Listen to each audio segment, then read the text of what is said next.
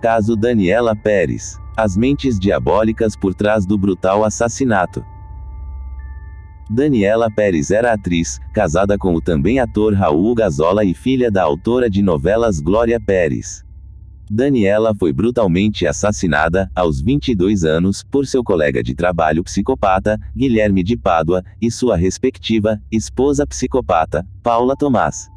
Em 1992, Daniela atuava na novela De Corpo e Alma, escrita por sua mãe, Glória Pérez.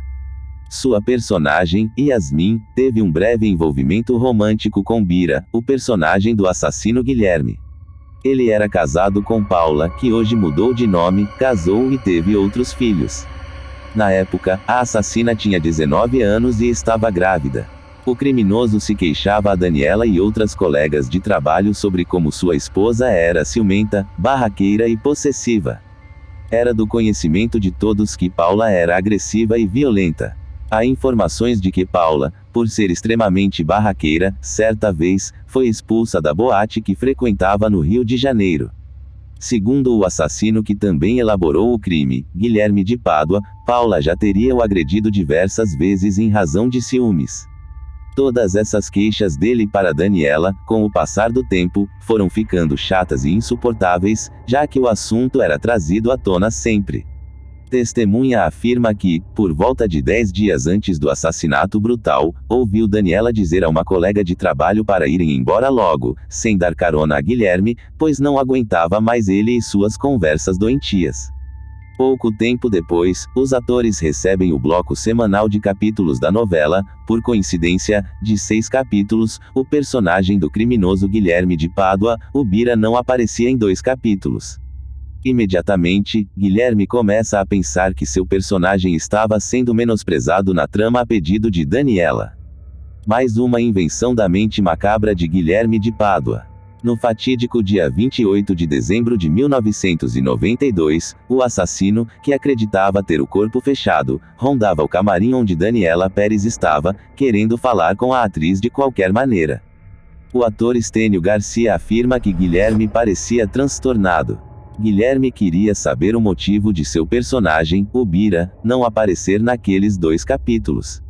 O assassino queria que Daniela falasse com sua mãe, Glória Pérez, para que seu personagem tivesse mais visibilidade na novela.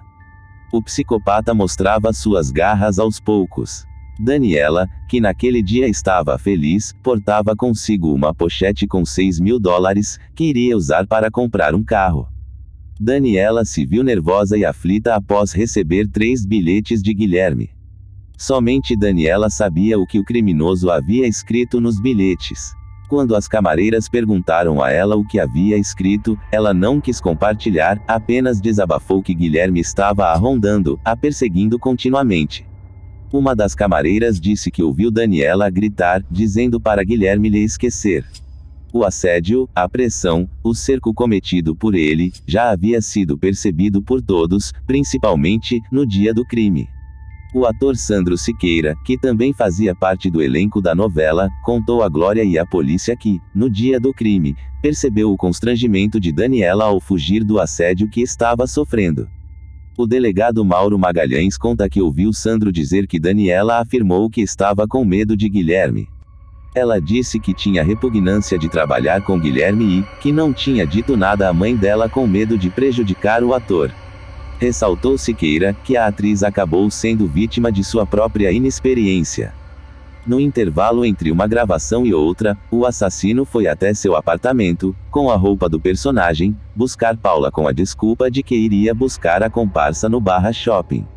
Entretanto, na realidade, Paula ficou escondida no carro até o fim das gravações. No carro havia um travesseiro e um lençol que seriam usados na emboscada. As gravações da novela eram feitas no estúdio da Taikon, e acabavam sempre por volta das 9 horas da noite. Daniela e Guilherme tiraram fotos com fãs na porta do estúdio e, ao final disso, cada um se dirigiu ao seu carro. No meio do trajeto em direção ao ensaio da peça que fazia com seu marido Raul, Daniela parou em um posto de gasolina para abastecer. Quando arrancou para seguir seu destino, Guilherme cortou a frente dela com seu carro. Segundo os frentistas do posto, o hoje pastor, Guilherme de Pádua deu um soco na boca de Daniela Pérez. O soco foi tão forte que deixou a atriz desacordada. O criminoso saiu, dirigindo o Escort, com Daniela no banco do carona, desacordada. Enquanto a assassina Paula Tomás conduzia o Santana de Guilherme. Os dois carros se dirigiram a uma área na Barra da Tijuca que na época era um matagal escuro e perigoso. Lá foram dadas 18 estocadas, sendo 8 delas no coração e no pescoço, outro soco do lado direito da face de Daniela, que, de acordo com a perícia, foi aplicado minutos antes da morte. Ao lado do matagal havia um condomínio onde era possível visualizar o carro de Daniela e o de Guilherme. Um advogado chamado Hugo da Silveira avistou os carros e achou estranho por ser uma zona escura e perigosa. Ele então passou de carro pelo local, anotou as placas dos carros, conseguiu visualizar o rosto da assassina Paula Tomás, já que Guilherme ligou o farol alto no intuito de cegar a visão do advogado. Após anotar as placas, o advogado e empresário Hugo da Silveira chamou a polícia. Quando a polícia chegou ao local do crime, só encontrou o carro de Daniela. O corpo somente foi encontrado depois, quando um dos policiais se escondeu atrás de uma árvore e tropeçou no corpo da atriz. Os documentos que foram encontrados no carro estavam no nome de Raul Gazola. Enquanto isso, Guilherme de Pádua dava uma quantia em dinheiro generosa a um frentista para que lavasse o banco de trás do seu carro, com o objetivo de retirar todo o sangue de Daniela que poderia evidenciar o crime.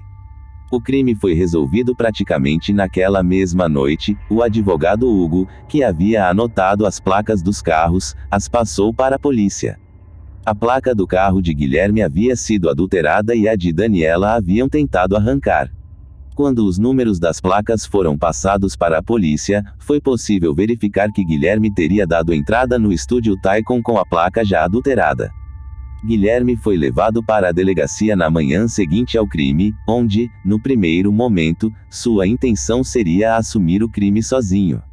Os policiais não tiveram conhecimento da participação de Paula, pois Guilherme lhes disse que sua esposa não tinha nada com isso. Ele pontuou todo o depoimento com esta afirmação.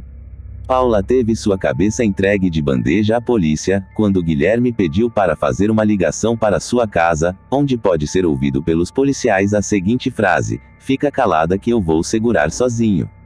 De acordo com Paula, a arma que havia sido usada teria sido uma tesoura, o que, de acordo com a polícia, não seria possível, pois assim os assassinos teriam machucado as suas mãos também, o que não aconteceu.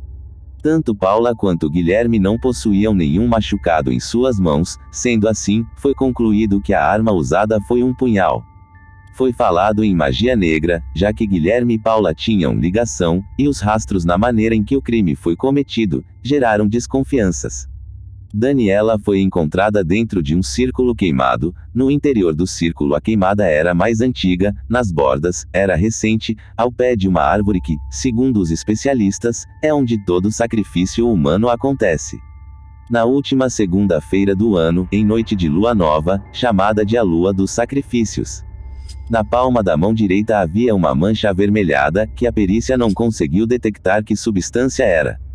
O laudo pericial diz que a causa mortis foi perda de sangue. No entanto, não havia uma única gota de sangue no local, e o sangue que teria sido lavado dentro do carro dos assassinos não era em quantidade suficiente para justificar isso.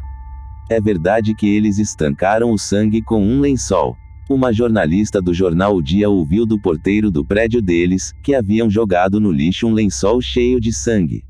A arma do crime foi um punhal, arma utilizada em sacrifícios dessa natureza. O primeiro golpe atravessou a traqueia, que segundo especialistas, em todo sacrifício, o primeiro golpe atravessa a traqueia. Os outros golpes foram dados formando um círculo em torno do coração. Esses fatos apontam para um sacrifício que teria sido feito em troca de poder. Os réus foram presos, de fato, no dia 31 de dezembro de 1992, mas ficaram 5 anos presos aguardando julgamento. Guilherme, ainda na época, tentou fazer parecer que o crime teria sido um assalto, já que levou a quantia em dinheiro que Daniela possuía e a aliança dela. Na época, se uma sentença ultrapassasse mais de 20 anos, era possível ter um segundo julgamento. Desse modo, ambos receberam 19 anos e alguns meses de prisão, condenados por homicídio qualificado, motivo torpe e impossibilidade de defesa da vítima. Porém, em 1999, os dois foram soltos após 7 anos de prisão.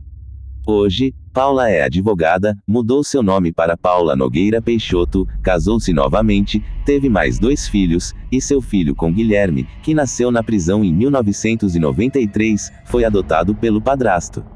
Já Guilherme casou-se mais 2 vezes e tornou-se pastor. A indignação popular que se seguiu a esse episódio resultou na alteração da legislação penal, graças aos esforços da mãe de Daniela, Glória Pérez, que organizou uma campanha de assinaturas e conseguiu fazer passar a primeira iniciativa popular de projeto de lei a se tornar lei efetiva.